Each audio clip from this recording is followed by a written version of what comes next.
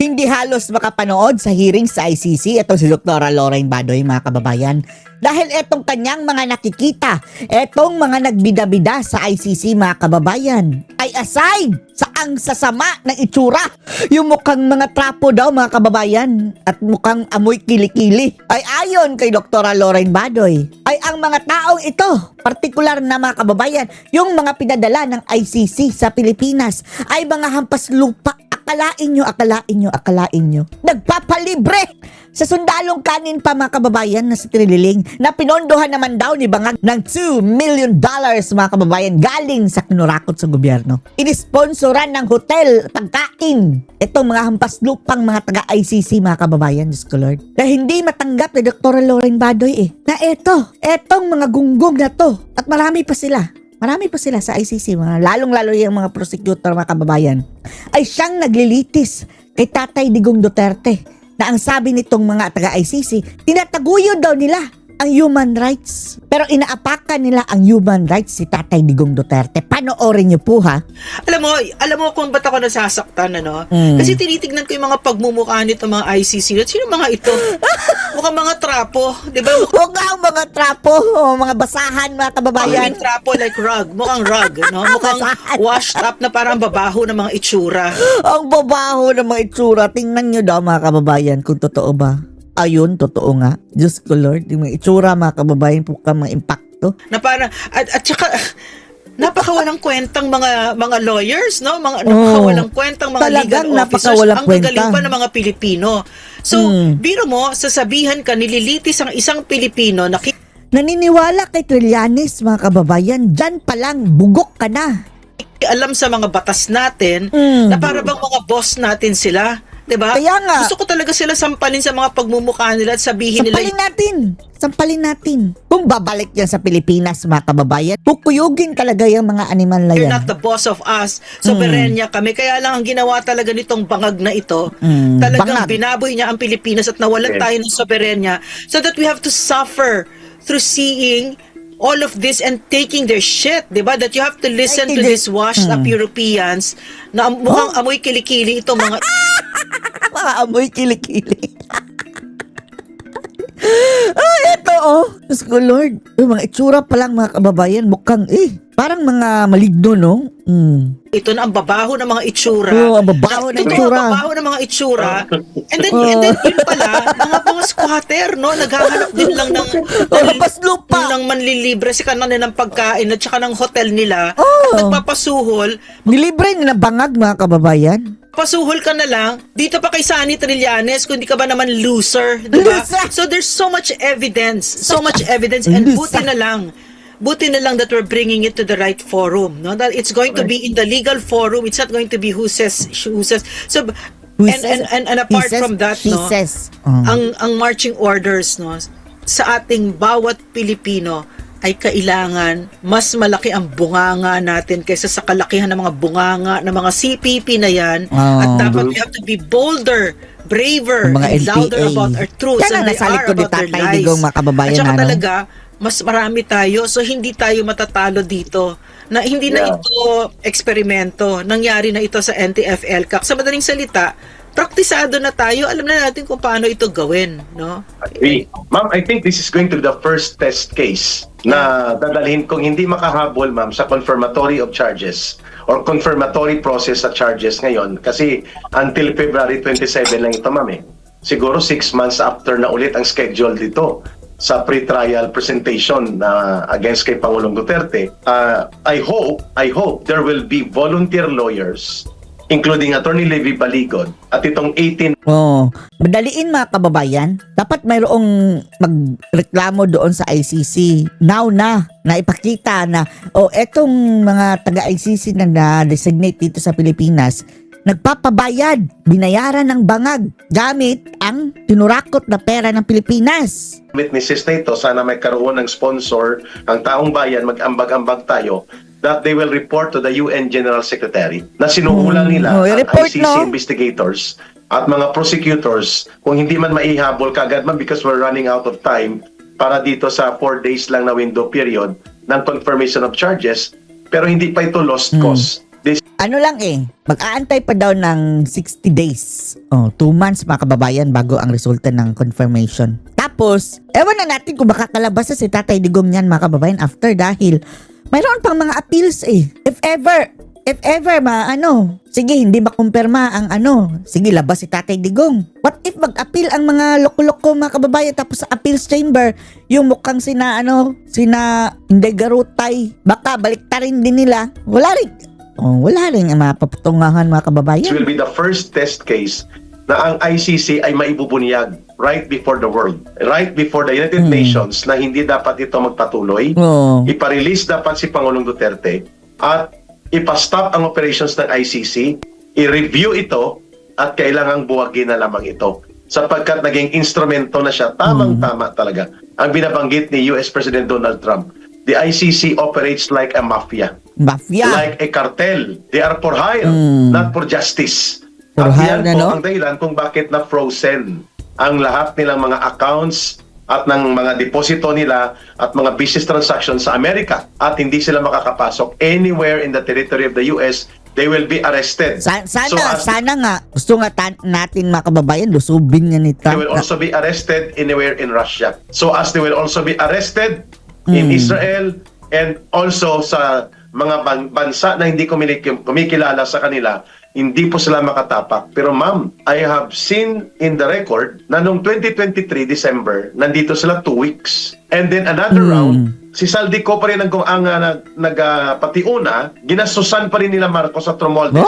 Mula sa Ginasusan pa? pinagnakawan sa Kabanang Bayan, last week of October, Tayo pa ang mga kababayan nag-finance sa ating tax. middle of Scholar, November para 2024. Tatay Digong. Case build-up and investigation, kahit na wala na silang authority sa atin noong March 2019 pa. Sino mga kinausap? Buong party list ng CPP, NPA, NDF kinausap. Aroy! Mga NPA pa mga kinausap. Ang mga involved Mga doon walang sa hiya. mga abusado na paggamit ng poder sa war against drugs na pinakulong ni Pangulong Duterte, kinausap. Kinuha na ng deposition. At pati yung mga BGMP na mga CPP, NPA, NDF leaders, ang naghakot po, sila Trillanes, sila Conte, ang nagbibigay ng suporta sa sakyan, pera, pondo, pagkain, hotel, and other privileges, si Marcos at si Romualdez through kay Saldico. And we are expecting that Saldico is going to divulge everything para patutuhanan po itong 8 Zaldico, magsalita ka na. Saan ka na, Zaldico? Bigla ka na tahimik. witnesses na nag-testify that the ICC has become a criminal operative under the finance of Marcos and Romualdez para i-operate si Pangulong Duterte, mga kababayan, Ma'am Noreen. Yeah, alam mo Eric, no, yung mga kababayan, yung mga sinasabi natin noon na nakikinikinita ko kasi nakatrabaho ko si PRRD, no? So nakakamangha ang taong ito. Bakit ko ba binigay yung buhay ko dito sa taong ito, 'di ba? Sa pagsuporta sa kanya. Kasi iba talaga si PRRD, no? Kakaiba siya. Parang he was born to really do great things in his life, no? And I think that at the end of all of this, no, mapapabagsak niya ang CPP, NPA, NDF, ang Bongbong Marcos na magnanakaw na yan. Bangag! At pati ang ICC. Saka ang ICC. Tingin ko yan ang magagawa niya. Eric, may tatanong ako kasi yung role ng yung CPP kasi no, nasa NTFL CAC tayo, sila yung nagsimula ng EJK na yan, di ba? Sila na ang issue mga kababayan. Sila ang nag-umpisa niyan, kasabot ang mga dilaw. Kasi pang fundraising at media. Yung sabi ng Ibon na CPP front din, no? Ano pangalan ng Sunny Africa? Si Sunny Africa. Si Sunny Africa ay operatiba ng CPP yan. No? So sinabi nila, doon sa mga brochures nila na nakita namin sa Europe, 27,000 EJKs. Wala pang kakaupo pala ni PRRD yun. So nag-iimbento sila. 47 agad? Mga sinungaling. Nakikita kong kagandahan kasi nandyan na sa ICC at nanonood ang mundo, no, na hindi hirap na hirap sila maglabas ng mga witness nila, tapos mali-mali pa yung sinasabi, 'di ba? Yung Escudero, 'di ba? Mali-mali talaga yung sinasabi, halatang halata. So baka mas maganda ikwento mo sa ating mga kababayan para meron tayong kaalaman yung international operations ng CPP and how it ties up with the ICC and Bangag. Para Correct. para alam natin paano ICC pabagsakin and yung mga Bangag. putang inang yan. Oh, mga jutang Tama Janimes. po si Ma'am Lorraine, mga kababayan. Una pong naglarga nito ng mga atake laban kay Pangulong Duterte noong 2016 ay ang NPA. binuo ng CPP, NPA, NDF na Oh, tapos ngayon, sila ang nagsulong mga kababayan. Yung si Conte, ano ba yan si Conte? Tanong natin, anong lining yan? Nagtatanong lang ha? Movement Against Tyranny, MAT. Itong Movement Against Tyranny po, ang nagbuo nito CPP, NPA, NDF. Pero halo-halo po yan. May mga dilaw, pink, at mayroon Yung mga dilaw mga kababayan, karamihan yan mga NFA.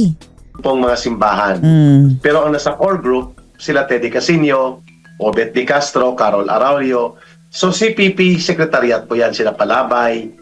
At naglabas sila Palabay, dahil palaboy. ang layunin nila ay i-pressure si Pangulong Duterte to give concession sa kanilang gustong mangyari. Gusto kasi nila mga kababayan, di ba?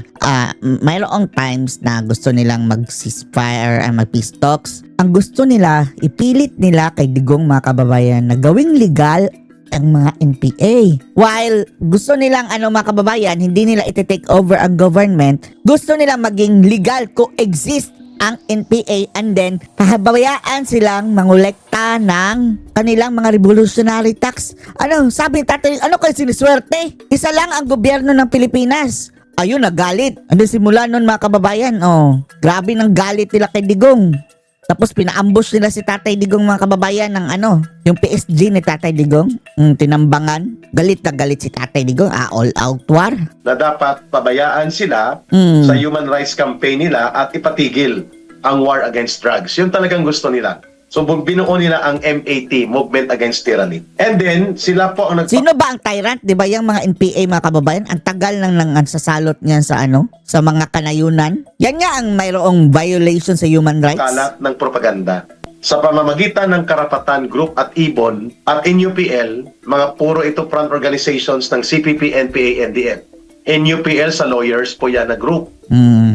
Which is kasama dyan si Conti mga kababayan ng NUPL. Karapatan po sa human rights group nila na sila din po ang nagbuo at ang Ibon na yan ang kanilang research institution. Mga kababayan, Tapos funded by Europeans. Aroy. Oh. Lorraine, Mga ang unang banyaga data ang nila, nagpa-fund. 27,000. Pero nang dumating po sa Europe, ginawa ito ni Joe Macizo na 30,000. So sinakyan ito ng UN Jumakol.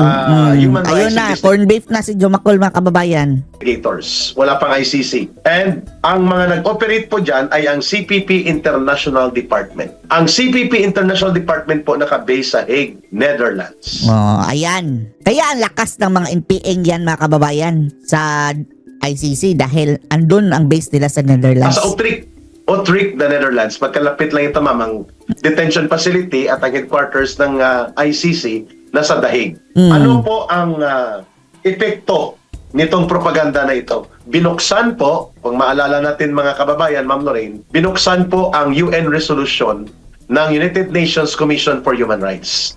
At ito ang ginamit na data. 27,000 to 30,000 will in fact, ang police blotter report lang na available was only 4,500.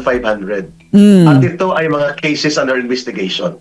Which brings us to the point na binanggit ni Ma'am Lorraine na from the very beginning, ito po ay premeditated, pinagplanuhan talaga. Napabagsakin si Pangulong Duterte at ang CPP, Planado NPA, ng mga NDF at ang mga NPA. dilaw at pink na nagkasabwat-sabwat like Trillanes, De Lima at mga grupo nila Ontiveros, ang layunin nila ay huwag tumagal sa poder si Pangulong Duterte. And so therefore, the case filed or the investigation na kanilang dinala sa UN at pati sa ICC was part of the greater movement na binuo nila na uplan talsik or patalsikin si Pangulong Duterte dahil hindi nila nakokontrol ang malakas na pagpapatupad ng anti-terrorism law at ng mga war against drugs, mga kababayan, Ma'am Lorraine. So, Eric, nakikita ngayon natin na nagpa-frontline dyan sa The Hague si Cristina Conti, di ba? Oh, yung, nako, parang, CPP operative. yan, kasama sa sabi mo, ano, Dr. Abadoy na, mga mukhang trapo. Na nakikisama sila kay Marcos. Aligned sila ngayon kay Aligned. Marcos, di ba? Yung mga itsura, mga, nako, ang sakit sa mata, mga kababayan. Pero at the same time, nakikita natin si Tonchitino Tony Tinio.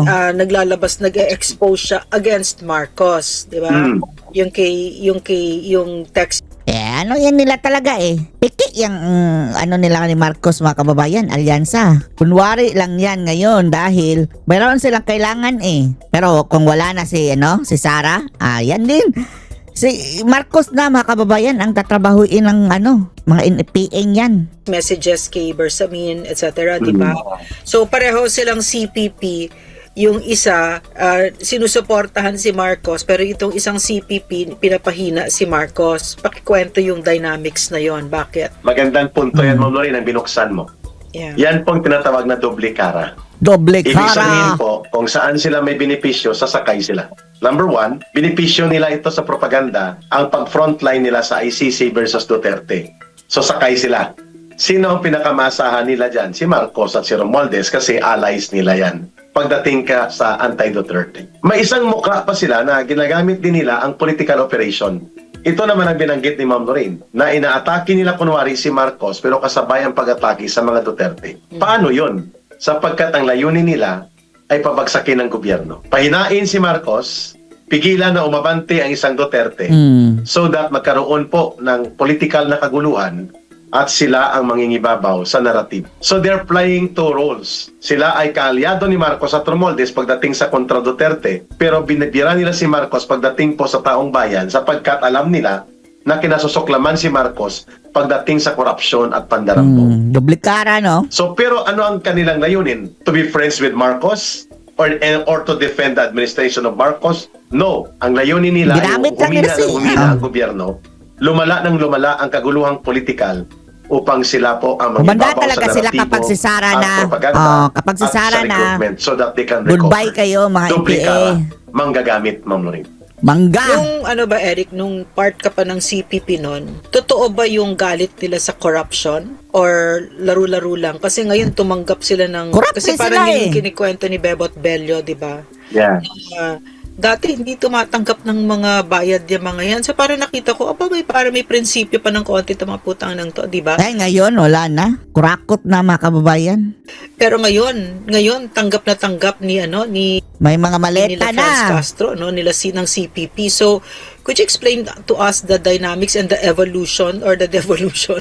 What happened? What In the are early your years. thoughts on this? Yeah. In the early years, totoo yung binabanggit ni Secretary Bebot Bello sa Yeah. unang mga bahagi, lalo na yung paglaban nila noon kay Marcos Sr. Pero mayroon ng hibla ng korupsyon kasi ang korupsyon ay hindi exclusive sa gobyerno. Kung mayroong pinaka-corrupt at pinaka-diskartidor sa pera at sindikato na organisasyon, CPP and PANDF, they are fighting Marcos Sr., pretending to fight martial law and the oppressive apparatus Nangumulekta yan ng pera, mga kababayan Di sa ba? Marcos. Pero pinupunduhan sila ng mga kuhangko at ng Ninoy Aquino, ng mga asyendero at mga Panginoong may lupa. Panginoong may lupa. Nakikihati sila sa pera ng mga big landlords and big comprador class. How can that be? Kasi para sa kanila, kalaban naman ito ni Marcos. Si Marcos ang nakaupo, okay lang yan na tumanggap tayo ng pera kahit sila ay nangaabuso sa mga sugar plantation workers at inaabuso nila mga magsasaka. That alone is a form of corruption. Pero hindi totoo ang binabanggit ni Secretary Bebot Bello na walang corruption sa loob ng CPP and PANDF. Kasi noon, wala pa sila sa loob ng gobyerno. Nagsimula na silang pumasok as formal na sa gobyerno noong 2001 at doon nila nakita, pwede pala. Mas malaki pala ang racket, mas malaki pala ang sindikato sa loob ng gobyerno kumpara sa mapahingi-hingi sila sa Globe, sa Smart, pahingi-hingi sila doon sa mga landlords na kalaban ng isang landlord o mga negosyante na kalaban ng isang negosyante. So ang CPP and PANDF, diskartidor na sindikato. Eric. Malala yun, Ma'am Lorraine. So, sa madaling salita, tiba-tiba sila kay Marcos, di ba? Of course. Dahil Lalo na ngayon, Ma'am Lorraine. Oo. Yeah. 1 billion mahigit halos na nakuha nila in the last 3 years kay Marcos lang. nakuha nila ng CPP, NPA, NDF. Sa panahon ni Pangulong Duterte, iniipit sila, wala silang mga perks and privileges. Pondo lang talaga. At hindi natin masisisi si Pangulong Duterte because may batas sa party list law. Si Pangulong Duterte cannot simply remove them out of Congress kasi may batas na pumapayong sa kanila, nagagamit nila. Pero panahon ni Pangulong Duterte sa 6 years, tigang na tigang sila, Ma'am Lorraine. Kaya ngayon, nang umupo si Marcos, uhaw na uhaw sila na bumawi by the billions of pesos na kurakutin nila. And that is really true. Yeah. Actually, Eric, yung sinabi mo na yan na parang nagutom sila nung panahon ni Digong, tapos ngayon para silang napatay gutom sila ngayon, di ba? We're also talking about drug lords. We're also talking about the mga kurakot in government na talagang takot na takot sila kay Digong noon. So nagbe-behave sila, di ba? So behave si Charlie Galvez, behave si Vince Dizon. Actually si Vince Dizon hindi siya ganun ka-behave. Tsaka si Charlie Galvez parang pumipitik-pitik din, di ba? Pero ngayon now that there's a president like that, no, mas lalo na, no. So but my question to you, Eric, no, looking at the bigger picture, no, up until we're gone in this earth, why is it so important to get rid of the CPP, NPA, NDF? Although we know, no, parang for me now, a corrupt president, no, the damage that he can do to our country is also magnificent, 'di ba? Talagang the magnitude is really di ba? But pwede bang umandar ang Pilipinas na nandyan ang CPP? Ihilahin nila tayo pababa. The CPP, NPA, NDF, and all their network and organizations sa urban man o sa kanayunan, armado o hindi armado, they are the bringer of evil. The rabid and most corrupt organization, like a criminal and the most violent organization na hindi nag-aalangang pumatay, at pinakamasama na nangyari sa lipunang Pilipino ay ang pagkakaroon ng CPP, NPA, NDF. Kaya sabi ni Ma'am Lorraine, bakit mahalaga na mawala sila? Sapagkat kung hindi po sila lubusang mawawala, hihilain nila at sisirain ang buong gobyerno kahit hindi sila nagtatagumpay sa kanilang bulok na revolusyon. Wawasakin nilang kinabukasan ng kabataan, guguluhin nila ang bansa, hindi tayo makausad. Kaya sa buong Asia-Pacific region and sa buong mundo halos, tayo na lang po na pag-iwanan na mayroon pang communist terrorist insurgency. Dahil hindi pinagpatuloy ni Marcos ang supposedly ang pagkumpleto ng tagumpay na yan. Kaya mahalaga ang tanong na yon. Hanggat nandyan ang CPP, NPA, NDF, paulit-ulit po ang ganitong kaguluhan. Because they capitalize sa mga chaos, nagkakapitalize sila sa kaguluhang ito upang sila ay manatili na relevant sa taong bayan, lalo na sa hanay ng kabataan. At yan ang dahilan kung bakit hindi tayo umuunlad dahil napakalaking resources po ng ating bansa ang napupunta para gastusan lamang ang ating counter-insurgency operations and counter-terrorism. Samantala ngayon, ang binanggit nga ni Ma'am Lorraine kanina, nasa loob na sila ng gobyerno halos ni Marcos, pinupunduhan at pinoprotektahan pa sila. And that can happen again kung hindi po magiging matatag ang leader na papalit sa panibagong gobyerno. Hinihilain tayo ng problema nito, Ma'am Lorraine. Yung sinasabi ni Eric, no, hinihila nila tayo. One example lang, yung jeepney modernization. Iyon. Tagal-tagal na niya, no? Panahon pa ba ni Marcos Sr. yan? Pag kahit yung Kaliwa Dam, no, napakaganda na sana ng Pilipinas, pero nandyan sila. Gagawin talaga nila lahat. Patagal. Yung Kaliwa Dam, magpo-provide yan ng tubig ng buong Metro Manila and the surrounding areas, no? Na sobrang ganda katulad dito sa Japan. Pero panahon pa ni Marcos Sr. yan. Lagi nilang ginagawa, sinustall, demand, etc. Rally yan. Sila Robert Reyes, rally, ganyan, di ba? Hanggat talagang baldado tayo, hindi tayo makakaandar, no? So, yung nakikita ko dito, no, sa ibang bansang napakaganda. Kasi wala silang ganyang klaseng salot, no? Yes, correct.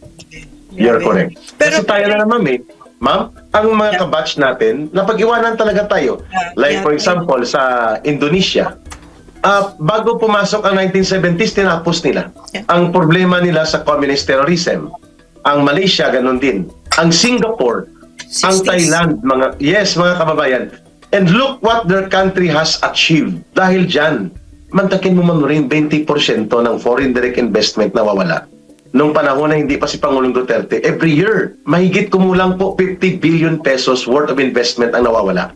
Dahil nanununog ng bubomba at ang mga sundalo lang umaharap sa kanila. Pero ng panahon ni Pangulong Duterte, talagang tumiklop sila, lumuhod sila, and almost 90% of their armed terrorism capability nadurog. So you can just imagine why they want to get back against former President Duterte, and really pati si Sara Duterte gusto nilang durugin. Eric, Tinurog sila eh. Ma'am Lorraine, go ahead. Isabihin lang ako, sorry I'm interrupting ha. Oh, okay. Kasi yung kagandahan dito, no, post LCAC na, pwede na nating tapusin ito at dapat na nating tapusin. Kasi noon, nung bago nagka-LCAC, tayong lahat nasa dilim tayo. Hindi natin alam na kung sino yung nagpapaandar sa atin. Nandyan pala sila sa media, di ba? Kaya kung ano na lang kasinungalingan. Pero dumating na ang panahon, age of information na ngayon, nakilala na natin sila, tinanggalan na natin sila ng maskara. Nakita mo naman yung pagmumukha ni Cristina Conti. Nakikita niyo naman yung pagmumukha nila Sara Elago, nila Tonchi Tino, nila Reneco, relentless, 'di ba? Nakikita ninyo yung mga kabaliwan nila, 'di ba? Nakikita ninyo kung gaano sila kabaliw, wala hindi sila titigil.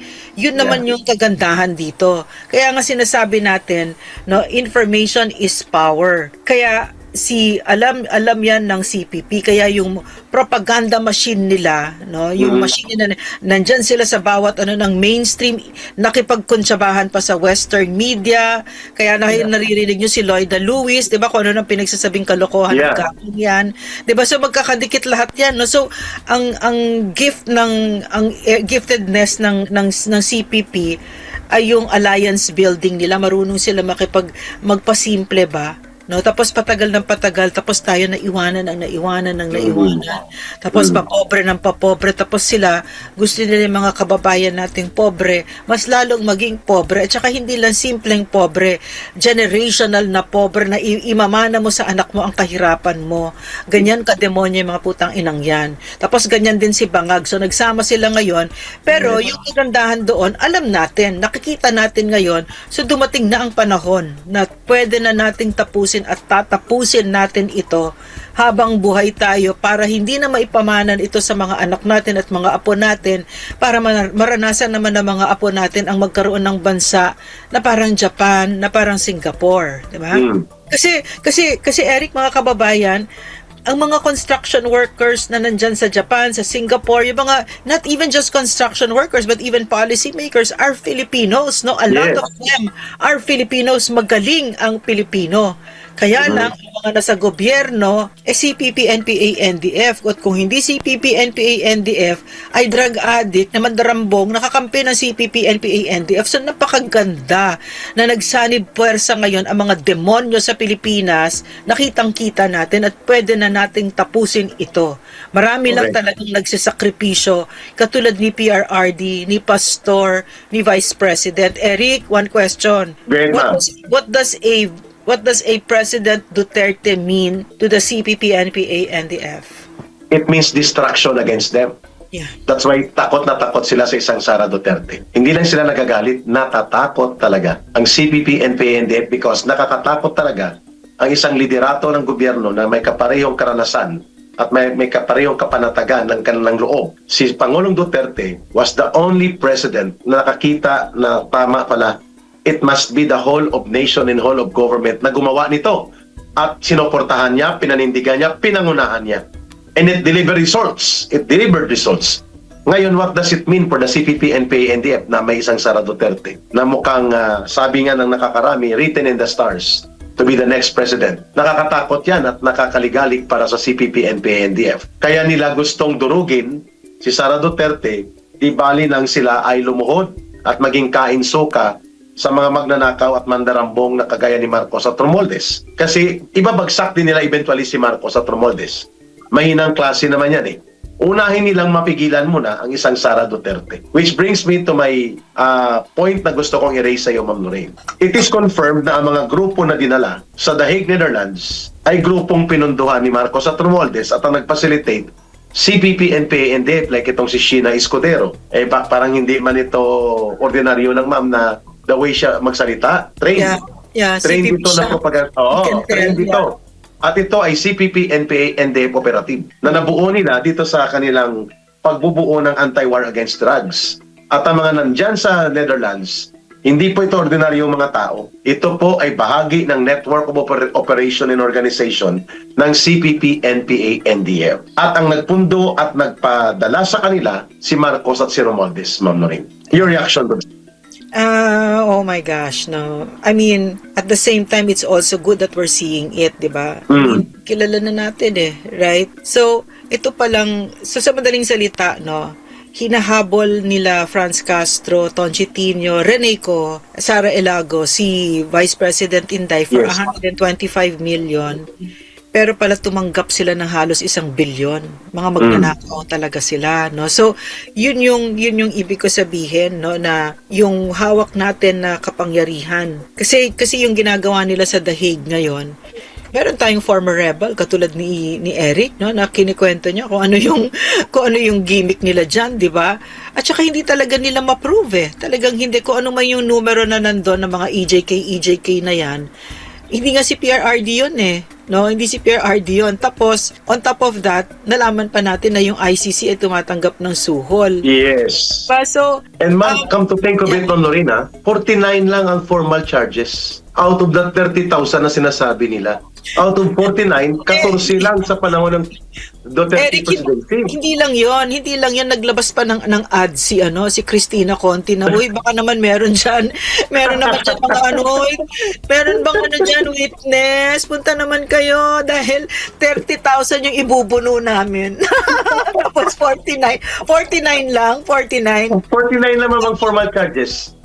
At ang 49, ang 14, yun lang po ang sinasabing nangyari under the war on drugs during the 2016 to 2022.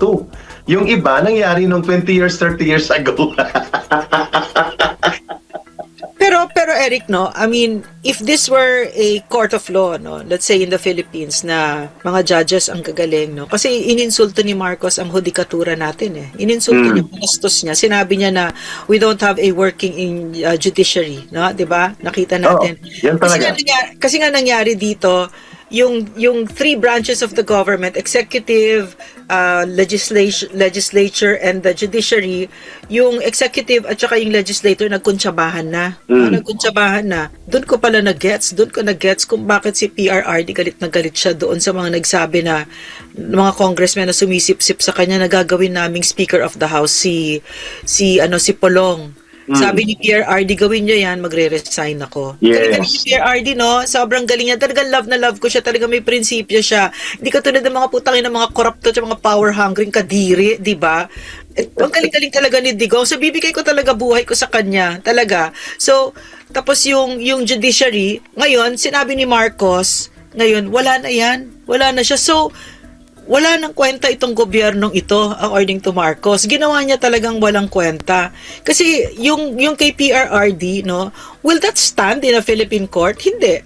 No. Because PRRD was very willing to face his whatever accusation. He was eager and willing and ganyan. Kasi he's a man of the law. He's a lawyer, no? A sterling one. He was a fiscal for how many years? Prosecutor. So he was willing and very eager to face a Philippine court, no? So, pero hindi binigay sa kanya. No, so Correct. ninakaw sa kanya. So yung nangyayari kasi ngayon na nakikita ko, no, rigged ang ICC na yan, na ang mangyayari kung papabayaan natin ay hindi nila pakakawalan si PRRD. The worst that they can do, kasi pinayaran na sila ni Bangag no? Kinain nila kung ano yung nilibre sa kanila, mga squatter to mga ito, 'di ba? Kung saan sila pinatira, tuwan-tuwa sila, 'di ba? Pagkatapos may mga sasakyan sila, may mga security sila. No, so makita ninyo, these are washed up Europeans talaga ng babaho, ng mga kilikili na mga yan. Na tingnan mo naman para walang pinag-aralan na mas magaling pa mga lawyers natin, 'di ba? So they will rig it because you can see that the caliber of who they are, no, the character, you can see it very clearly. They're like Marcos, no, there's no difference. No, so expect natin pag hindi natin ipaglaban ang Pilipinas, tuloy-tuloy ang kababuyan ng ICC, CPP, Marcos Cabal, yung yung triumvirate na yan. So kailangan natin labanan ito kasi ngayon maliwanag, no, kung nagtatanong ako minsan, bakit ako napanganak sa Pilipinas? Bakit naman di na lang sa Japan? Ganda-ganda dito. Ngayon, maliwanag sa akin, lahat tayo ay napanganak sa panahon na ito kasi meron tayong assignment, meron tayong mission. At yun ay ating i-defend at i-protect at i-rescue ang ating bansa dito sa nangyayaring kabulukan na ito kasi mawawala na tayo ng Pilipinas pag pinabayaan natin ito. Mawawala na ang Pilipinas. Tama ka dyan, Ma'am Lorraine. Eric, Okay, ma'am, right. do you agree with me that if we don't fight for the Philippines right now, the Philippines will be no more? No? Yeah, malulugmok na Do you tayo ng agree? lubusan. I agree. Malulugmok tayo ng lubusan. Lalo na kung hindi natin po mapapaalis sa kapangyarihan si Marcos at sila Romualdez, we are going to be a banana republic.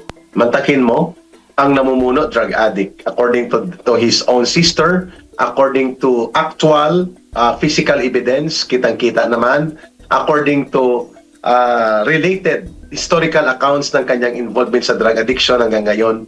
Kaya nga nagkaletse-letse ito dahil hindi na siya nagpapatakbo ng gobyerno eh. Taga-pirma siya, taga-harap sa media, taga-pag-speech, pero palagi namang lokang. Ang nagpapatakbo na talaga ang asawa niya, ang pinsan at yung mga sa paligid niya na nakikinabang. So tama ka, Ma'am Lorraine, na kapag nagpatuloy yan, mas lalo pong lalubha at lalala ang ating kalagayan sa politika at lalo pong malulugmok ang ekonomiya. So we will no longer have a nation called Philippines. Mantakin mo, we have a very vibrant, functional, fully operational judicial and legal system. Ipadukot mo ang iyong mamamayan para ipatapon at palabasin mo na hindi mo kayang litisin at bigyan ng katarungan ang mga nagrereklamo. Kaya I agree to your point na isa yan pangbabalahura at kabastusan to the highest point sa hudikatura sa Pilipinas, sa mga judges. At yan ay katarantaduhan ni Marcos dahil ang kanyang direksyon was never about the victims of the so-called war against drugs. It was not about them. It was about consolidating power. Na takot siya na manatili ang isang Rodrigo Duterte sa Pilipinas. Pero duwag na patayin si Rodrigo Duterte, pinadukot niya at pinatapon sa isang dayuhan at sindikato na entity like ICC. Ma'am, your final take on this topic.